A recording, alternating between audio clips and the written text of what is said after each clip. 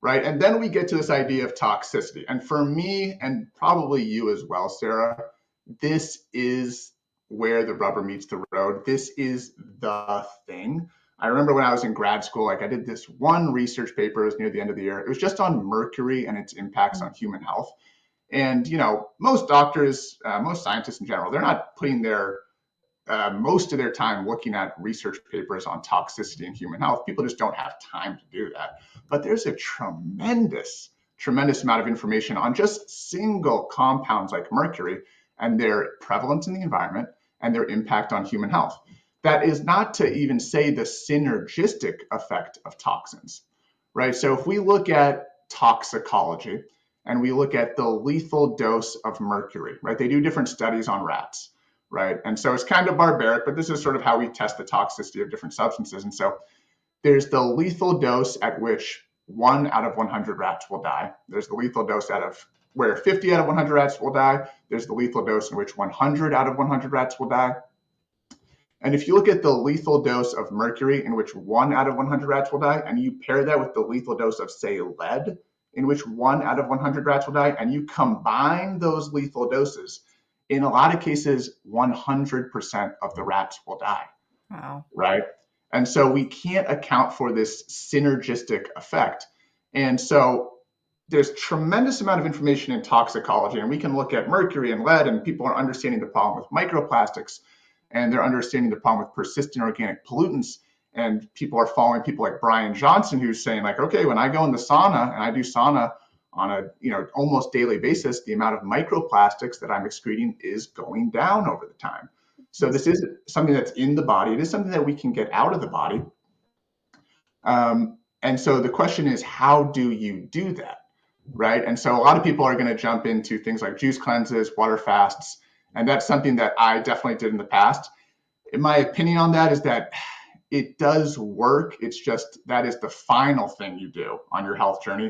Mm-hmm. That's like getting your PhD in health. And, I had an amazing time going to True North Health in Santa Rosa, California. And I did an 8-day water fast. And that was in the beginning of my journey, trying to improve my health. And I learned so much from that. However, a fast alone, including a juice cleanse, is not going to get the aluminum out of your brain. It's not going to get the mercury and the cadmium out of your kidneys. It's not necessarily going to get the parasites out of your pancreas and the parasites out of your gut. And it's also not going to remineralize your body. And so those are the two things, the remineralization and the detoxification, which I sort of put as the foundation for my practice.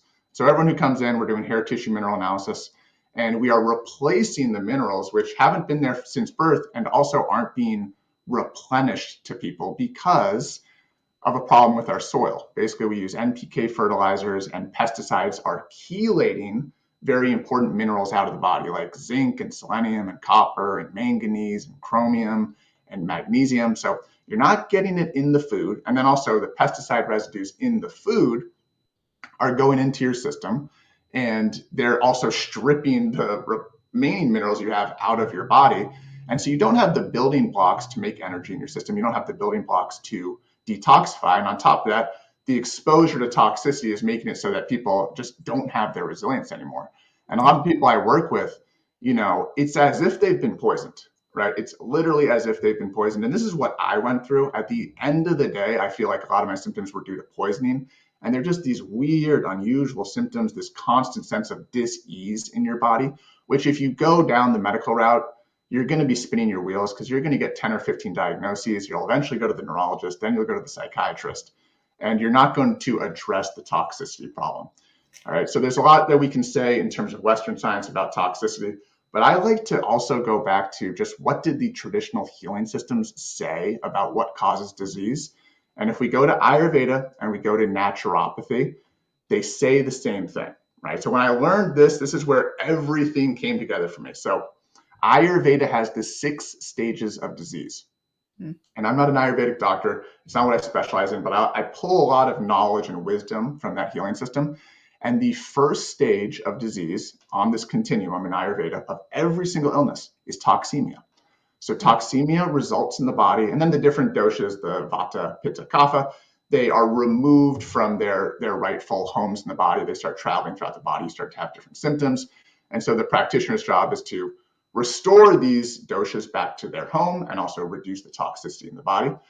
And then we have the European naturopathic tradition, as well as the Western naturopathic tradition, the American tradition, which really peaked around the 1920s, and then it was sort of replaced by petrochemical medicine as we know it today. But they also had a similar continuum of disease. So Dr. Henry Lindlar, who was a pioneer in naturopathic medicine, he said that there was 7 stages of disease. And it sort of roughly correlates to probably what you see in Ayurveda. But the first stage is going to be a loss of energy due to, lack of rest, lack of nourishment, emotional tension. Then the second stage is toxemia, building up in the body. So as the organs and the cells lose energy, then their ability to intake nutrients and expel wastes is diminished. This is the first step of disease, right? So you're not taking in nutrition as well, but perhaps more importantly, you're not eliminating waste as well. So you begin to become an accumulator, right? And so this is just from basically stress and digesting food. This doesn't even account for environmental pollution, right? So when Ayurveda and naturopathy were coming up with this continuum of disease, they didn't have the environmental pollution problem that we do today. But they realized that just being in a functioning body, it's like a machine. It's not perfectly efficient. So when you intake food, there's residue that's left in the body. When you intake thoughts, when you intake stimulus, there's residue, which necessitates the need to detoxify our body. And so all of the symptoms that people experience, and this is one of the most difficult things to wrap your head around, is the body's desire and attempt to rid itself of stress and toxicity. Right. So you mentioned the heavy metals, lead, mercury, and just we don't know the studies on the synergy of them. At my rock bottom, my levels of lead, mercury, and aluminum were literally off the charts. Like there was not a paper that was high enough for it to measure my load. And it literally was making me crazy. I had practitioners saying, "Oh, we need to put you on Prozac. You're depressed." I wasn't depressed. I just didn't feel good. I'm a happy person, and my gut was wrecked. I was bloated all the time, and nothing was working. My hair was falling out. My skin was breaking out. The wheels were coming off. And like I mentioned, I just turned 50, and this was back when I was 26. I felt awful. It took pure willpower for me to get out of bed and do my day. And what most people think about when they're thinking about their health, okay, yeah, maybe I need a detox. What do I need I need to detox alcohol. No, it's not just detoxing alcohol. It's all of these other modern exposures, but it's also what are we missing? And that's what I love that you brought up. It's the minerals and the vitamins that we're no longer getting in our food supply and what we're taking in. You mentioned stress. So there's a client of mine who literally is at adrenal failure, right? And he eats right, he takes supplements, he exercises, and he's like, well, why isn't it working? And I said, most people, when they have stressors come at them, they take in a little bit and they have a barrier to push off the rest. You take things in so deeply and it affects every cell of your body to the core.